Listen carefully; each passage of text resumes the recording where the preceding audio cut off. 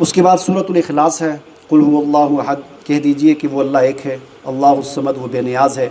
لم یلد، وہ باپ نہیں ہے کسی کا، ولم یولد، نہ ہی وہ کسی کا بیٹا ہے، ولم یکن لہ کفوا احد، اور نہ ہی اس کے کوئی ہمسر اور نہ اس کے برابر ہے۔ اس صورت کے بارے میں حضور صلی اللہ علیہ وسلم نے فرمایا کہ یہ 1/3 قرآن کے برابر ہے۔ صحابہ کرام فرماتے ہیں کہ ایک مرتبہ آپ صلی اللہ علیہ وسلم نے فرمایا کہ آج میں تمہیں نا 1/3 قرآن سناؤں گا، آپ صلی اللہ علیہ وسلم نے فرمایا۔ تو سب کو بلایا، سارے آئے، آپ صلی اللہ علیہ وسلم نے نماز شروع کی، یا ویسے ہی شاید آپ نے یہ صورت پڑھی، قل هو اللہ احد اللہ الصمد لم یلد ولم یولد ولم یکن لہ کفوا احد، یہ پڑھ کے آپ اپنے گھر چلے گئے۔ صحابہ کرام فرمانے لگے کہ آپ صلی اللہ علیہ وسلم نے فرمایا تھا کہ میں 1/3 قرآن سناؤں گا، تو یہ تو ایک صورت سنائی ہے۔ بعد میں آئے تو آپ صحابہ کرام نے پوچھا کہ آپ نے تو کہا تھا 1/3 قرآن سناؤں گا، تو آپ نے ایک صورت سنا کے چلے گئے، تو آپ نے فرمایا کہ یہ 1/3 قرآن کے برابر ہے، یعنی 3 مرتبہ پڑھو گے تو پورے قرآن پڑھنے کا ثواب ملے گا۔ اس کی وجہ مفسرین نے یہ لکھی ہے کہ پورے دین کا خلاصہ 3 چیزیں ہیں، پورے دین کا خلاصہ 3 چیزیں ہیں، توحید، رسالت، آخرت، یہ 3 چیزیں پورے دین کا خلاصہ، اور پورا قرآن انہی 3 چیزوں کو بیان کرتا ہے، توحید کو، رسالت کو، آخرت کو، توحید، رسالت، آخرت۔ تو اس میں اس کے اندر، اس صورت کے اندر ایک چیز ہے، توحید ہے، قل هو اللہ احد،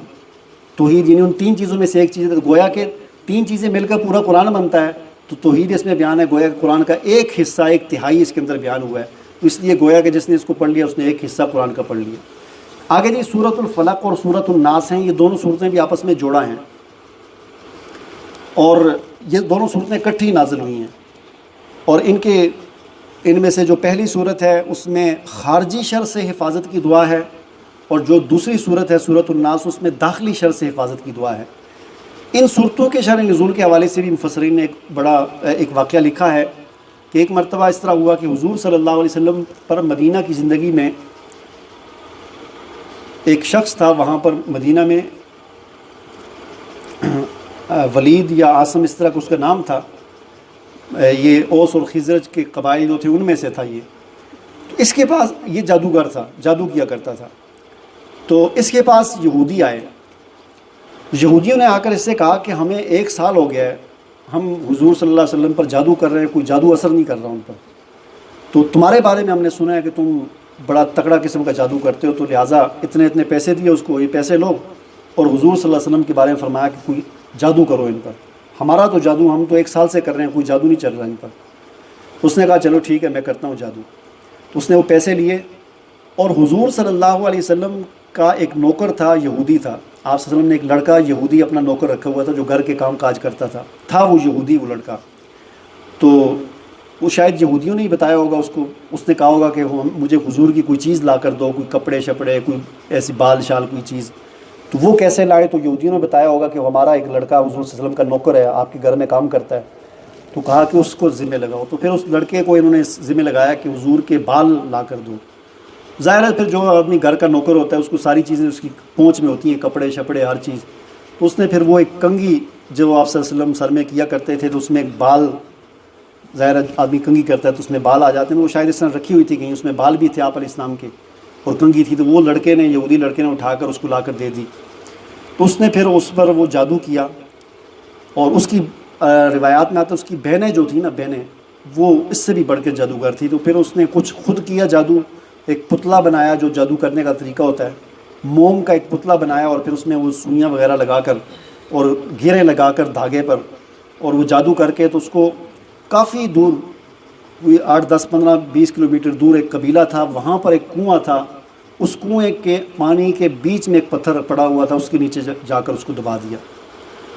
اور اس کے پھر جادو کے اثرات آپ صلی اللہ علیہ وسلم پر آہستہ آہستہ شروع ہوئے، ایک دم نہیں ہوئے، آہستہ آہستہ آپ پر اثرات شروع ہوئے، یعنی آپ کی طبیعت بوجھل سی ہوتی تھی، خراب سی رہتی تھی آپ کی طبیعت، اور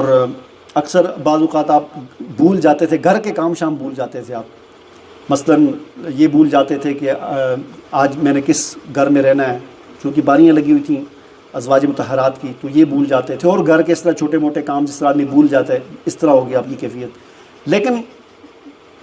نبوت اور رسالت کی جو آپ کا کام تھا اس کے اندر آپ کا کوئی خلل نہیں آیا، وہ سارے ٹھیک چلتے رہے، نمازیں آپ ٹھیک پڑھتے رہے، سب کچھ۔ گھریلو جو کام تھے یا دنیاوی آپ کام کہہ سکتے ہیں امور، ان میں آپ تھوڑے بھول جاتے تھے، اور پھر اس کے اثرات زیادہ ہوتے رہے، ایک وقت آیا کہ بہت زیادہ اثرات آپ پر ہو گئے، لیکن پھر بھی اتنے زیادہ اثرات نہیں تھے کہ دوسرے آدمی کو پتہ چلے کہ آپ کے ساتھ کوئی مسئلہ ہے، اس طرح کا مسئلہ نہیں تھا، وہ آپ کو خود ہی بس پتہ تھا کہ مجھے کچھ ہو رہا ہے، مجھے کوئی تکلیف ہو رہی ہے۔ تو پھر آپ نے بڑی دعا کی اللہ تعالیٰ سے کہ اللہ مجھے کیا مسئلہ ہے، یہ کیا ہو گیا مجھے۔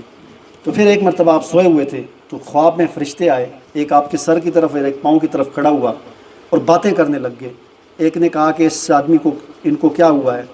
دوسرے فرشتے نے کہا کہ ان پر جادو ہوا ہے۔ اس نے کہا کس نے کیا ہے، اس نے اس آدمی کا نام لیا کہ تو کہ کیا جادو کیا، تو اس نے کہا جی وہ بال ہیں، کنگھی ہے، گرے لگائی ہیں، ان پر پڑھ کے وہ کہاں پر رکھا ہوا ہے، تو اس نے کہا جی وہ فلاں قبیلے کے کنویں کے پتھر کے نیچے رکھا ہوا ہے۔ تو یہ فرشتے خواب میں اس طرح باتیں کی، آپ صلی اللہ علیہ وسلم نے سنی، چلے گئے۔ آپ بیدار ہوئے تو آپ نے حضرت علی رضی اللہ تعالیٰ عنہ اور کچھ 2-4 صحابہ کرام کو بھیجا کہ فوراً جاؤ فلاں جگہ پر اور وہاں پر وہ کنویں کے اندر جو ہے نا پتھر کے نیچے وہ چیزیں نکال کے لاؤ۔ وہ چلے گئے، پیچھے سے آپ صلی اللہ علیہ وسلم بھی پورا لشکر لے کے چلے گئے، کہیں آگے کوئی، چونکہ وہ قبیلہ مشرکین کا تھا، کوئی آگے گڑبڑ نہ ہو سکتا ہے وہ اپنے کنویں میں نہ جانے دیں، چونکہ وہ چیزیں نکالنے کے لیے کنویں کا سارا پانی پہلے باہر نکالنا پڑے گا، تو کوئی مسئلہ نہ ہو، تو اس لیے آپ صلی اللہ علیہ وسلم پورا ایک لشکر لے کر وہاں چلے گئے تاکہ کوئی گڑبڑ نہ ہو۔ پھر سارا پانی نکالا کنویں کا، اس کے نیچے پھر پتھر تھا، پتھر کے نیچے سے وہ چیزیں پھر نکلیں، پتلا نکلا جس میں سوئیاں لگائی ہوئی تھیں، تو وہ گریں لگائی ہوئی وہ نکلی، تو آپ صلی اللہ علیہ وسلم نے پھر پڑھتے تھے قل اعوذ برب الفلق، اور پھر اس کو کھولتے تھے من شر ما خلق ومن شر غاسق، ایک آیت پڑھتے تھے، ایک گرہ کھولتے جاتے تھے، جو ہی ساری گریں کھلیں آپ کا جسم ایک دم ہلکا ہو گیا، اس جادو کے اثرات ختم ہو گئے۔ تو سورۃ الفلق میں خارجی شر سے حفاظت کی دعا ہے، قل اعوذ برب الفلق، کہہ دیجئے کہ میں پناہ چاہتا ہوں صبح کے رب کی، من شر ما خلق، ہر اس شر سے جو اس نے پیدا کیا۔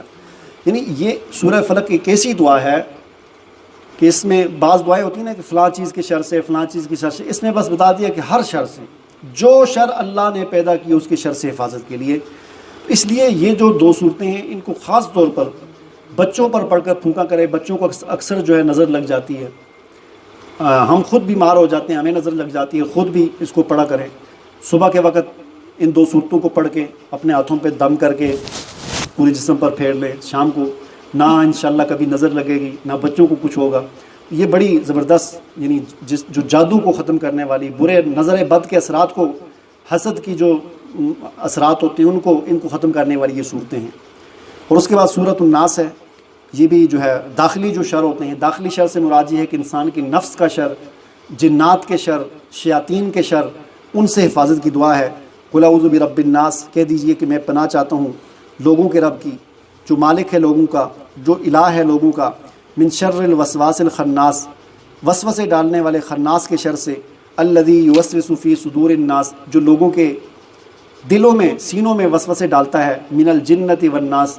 چاہے وہ وسوسے ڈالنے والا جن ہو، چاہے وہ وسوسے ڈالنے والا انسان ہو، ہر ایک کے شر سے حفاظت کی میں پناہ چاہتا ہوں۔ اللہ تعالیٰ سے دعا ہے کہ اللہ تعالیٰ ہمیں عمل کرنے کی توفیق عطا فرمائے۔